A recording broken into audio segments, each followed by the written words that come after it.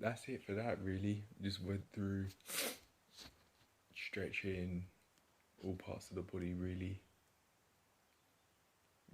excluding traps, I think. I'm not sure if that was for any reason in particular, but we focused quite a lot on my hamstrings because we both found that they were just so weak, and worked on shoulders a bit.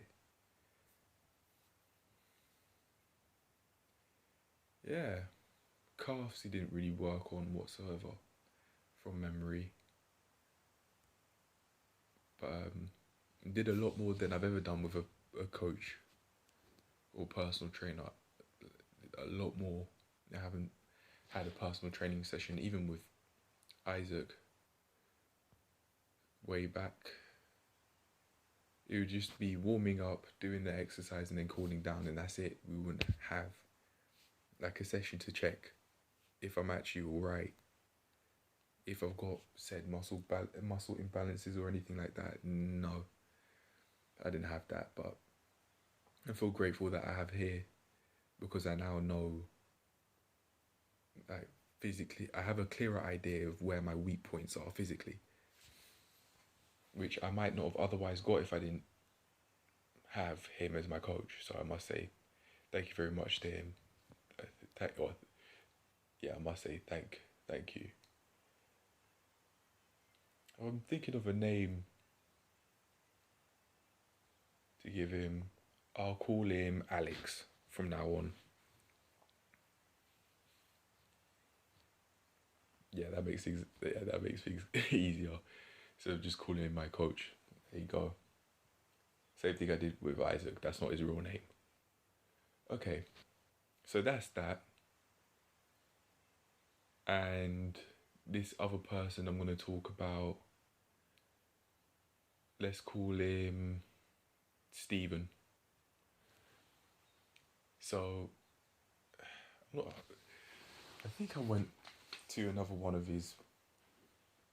Oh, yes. Yes, I remember. I forgot about the fact that on this day, on the 17th, yeah, it was the 17th. On the 17th, I went to a class in which a CrossFit Open was being held, or CrossFit Open workout was being hosted. So we had Alex there. Stephen was there as well. When there was also a lady that I met who works at the gym there too. You could call her Ellie. I met her on the 16th actually. I'm not sure if I spoke about that, but during that workout, there were two groups of four people, and she was in the other group of four people. At the end of the workout, I was speaking to Stephen, and she naturally just came around, and we just started to get it going because I asked out loud, "What is this CrossFit Open thing?" I I didn't know. It it could be. I think I might have heard of it far in the past. I remember this 18-year-old American lady, if I'm not mistaken. She was really, really, really in shape and very competent with the CrossFit stuff, and it was amazing to see. I think I could have first heard about the CrossFit Open then, but I'm not sure if it's called that. Yeah, it was like there was a. I remember watching a video of a competition, which could have been the CrossFit Open, and then I also remember watching videos of just a group of people with her included, and in which they were just working out like a typical weightlifting video with where there's a group of people training together, or a group of athletes, whatever you want to call them. Yeah, that was. Ellie was saying the day before on the 16th that it's going to be a lot more like a social event, and boy, she was right. She was. It was a lot more like that than it was actual competition. People took it seriously, but not extremely seriously. It wasn't like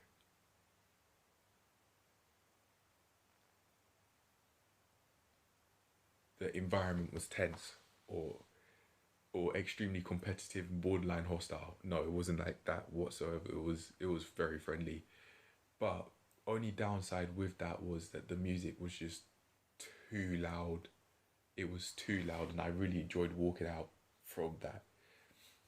I just wanted to see one round and then switch into the next round. And I thought from that point I'd seen enough. I didn't want to be in there with all of that music. I spoke to a couple people outside of Alex, Stephen, and Ellie, and that was nice too. Um, there was another guy that I met who was in the other group before that actually saw me and started speaking to me. That was nice. I did it. I would have expected it to be such a friendly event where he'd have beer in his hand, but hey, that did happen. But yeah, that was it really. I watched them do. Oh man, it could have been the 23.1. I don't know. If I'm not mistaken, I think it actually was. 23 is in 2023, and one being the first CrossFit workout for this year for the Open, if I'm not mistaken. Yeah, and I'm thinking if I really wanted to make money, depending on what the prize money is, I could go out my way to try out doing CrossFit competitions and just competitions in general, because that would be a lot of money instantly, perhaps. And also, it'd be a lot of fun meeting different people who'd be able to give me connections, who might actually be able to um, pay me a lot more than I would have otherwise been paid if I didn't go. So even just to network, going to competitions like that makes sense. Like I was, without realizing it, doing it then when I went, I was putting myself in a place where there are many people around, not purposely, but I didn't know there'd be so many people going to that, um, going to the Open.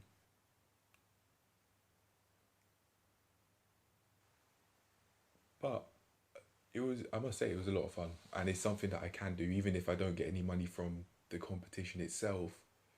After training enough for it, I could get competitions to get more money coming in. Certainly, I think that certainly be worth it. And in fact, I want to talk about money further, but just out of this context. So I've gone and got. Actually, no, it wasn't me. It was a job opportunities responded to me. They've taken their time. It's not a CrossFit gym opportunity. It's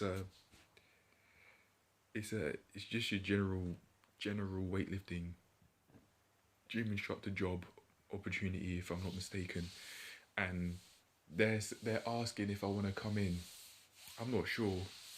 Now, on one end, on the premise that the work is full time, there'd be more money coming in, potentially 1.2 grand or so minimum wage full time a month, and that'd be enough for me to start saving up to move out. Or even if I don't move out and live by myself, that'd be a lot of cash saved up to maybe even. Damn, damn. Now that I think about that, that's tough. Do I do I want to try and go out my way to save up full time whilst living rent free to make it a lot more easier to create a business of mine, or move out with the cash that I would have saved up and then try and create a business from there? Fuck, now that I've got this opportunity coming up and it seems like we're going to be moving in a while, maybe a year's time or so, I don't know. to an area where the pay might be higher and there would be many more connections? Do I want to wait, save up, and make it easier for myself to create a business, then move out, or save up, move out, then create the business?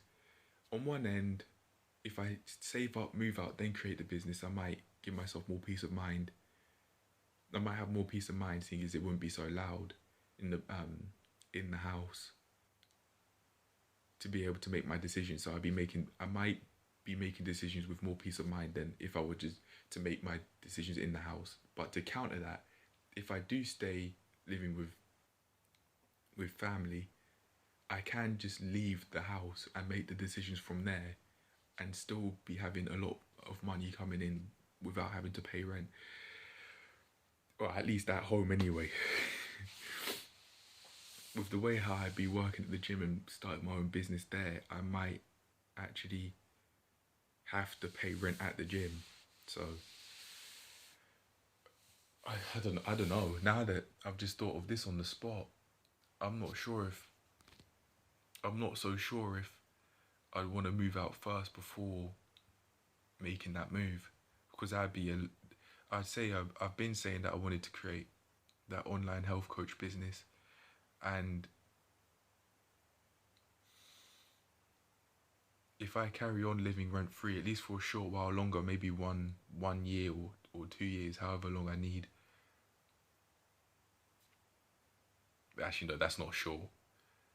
But however long I need, I might, in fact,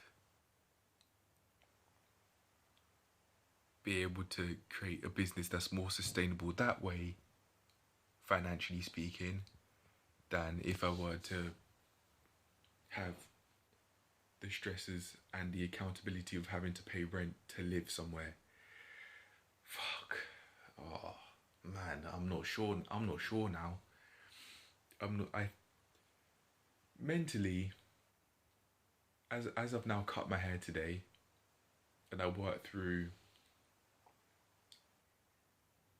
thinking that other people might see me as strange again, it's like I feel more comfortable to deal with these things, and I feel a lot less stressed, because that having that hair on me, even at that level, was a stressor, especially with my financial situation. I mentally and physically feel calm enough and more ready because of that to deal with these things. Even though from time to time the haircut did hurt because of how I was using the blade. I tried using a small blade against the grain, and that really hurt sometimes, because it was like, I think the blade, with the way I was using it, was taking the whole hair follicle off, or whole hair follicles off, or trying to at least. Yeah.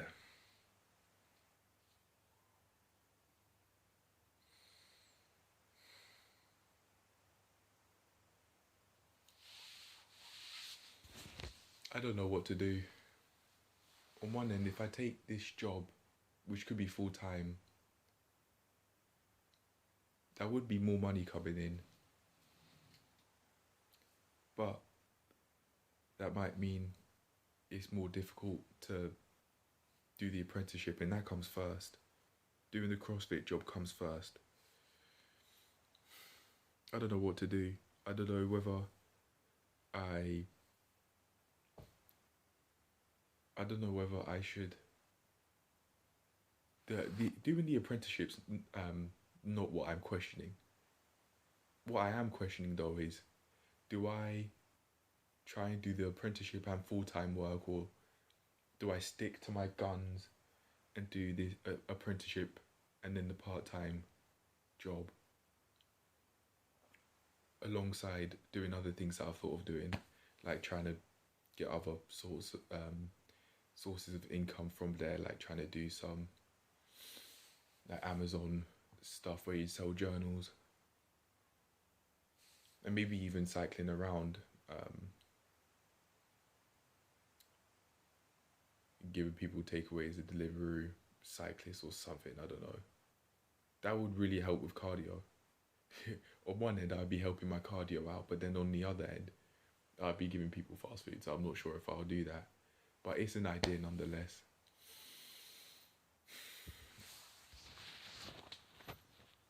I'm confused. I'm not sure which decision I'll pick, but I think the best move forward that I can make with this is to give myself enough time to make a final decision, because I don't know which way to head. The apprenticeship, I'm sure I want to do, as I've said, but do I want to go part-time with that or full-time with that? Because the apprenticeship would only be 1 hour a day, and then if I do 8 hours with that, that would be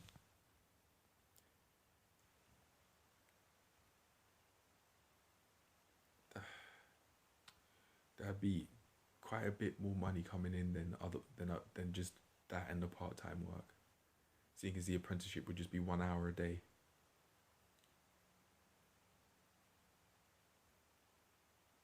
I think I should think things through further, because I don't know what to do.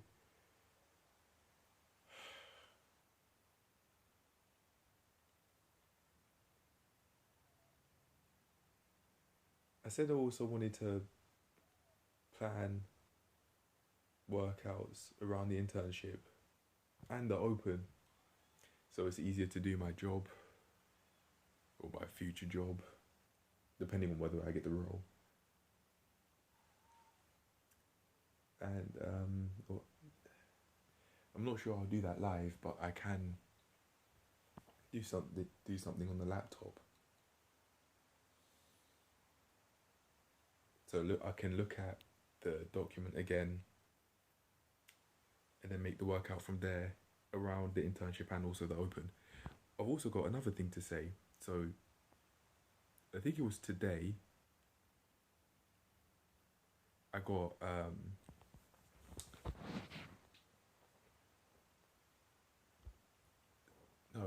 yesterday my Alex got in contact with me and said that I'd be having the coaching session tomorrow. I responded, okay, is there anything else I can do in the meantime whilst I wait? And he said, he gave me this document, which is a massive book worth of material to look through. And he said, I can start looking at this stuff. It's CrossFit related, like knowing about the basics and that. So I can go and do that alongside. I can learn about that alongside planning my workouts and the open and the anatomy and physiology stuff that I've got here. And then I'd be applying that through work and do my own workouts too. Or through work, it'd just be fun to me really, which I get paid for. Outside of that, how the fuck else am I going to get money? I've thought about this, and when I really get in shape, what I'm thinking of doing is I genuinely could model. I've got an attractive looking face, and with being in shape, I genuinely could make quite a bit of money from there, which would make it easier to live financially healthy. I've just got and just healthily in general. But the way how I'm thinking of going about this is to book myself a photo shoot and then try and get connections from there. See if I could get any contacts about modelling, because that might help. That might help bring in quite a bit of cash. It'd be I'd use it as a small passive form of income. I'd have to go there and take the photos, but I think of it as passive, because once I've taken the photos, that's it. I'd be getting money from those photos, or so I'd imagine. That, however, is coming from a very uneducated point of view. I'm just guessing. I'm just speculating. So I would have to do some research on that, but hey, it's something that I can do. I've just got to make sure that I don't let anyone fuck me over and try and see me naked and stuff. But that's some sort of stories that I've heard on Vice and that, so I do have to be careful. Yeah, the stories could be fake, but even just showing precaution is worth doing. I don't think there's anything wrong with that. Just like how you wouldn't leave your front door open at night. Locking it is, even though it's not guaranteed that people will come in and try and rob the house, it's worth doing.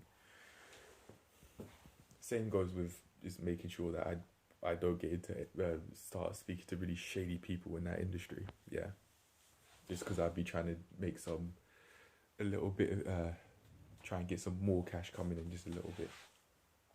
But anyway, I think I'll write down how I'll move forward from this point. Right, time to go to the whiteboard.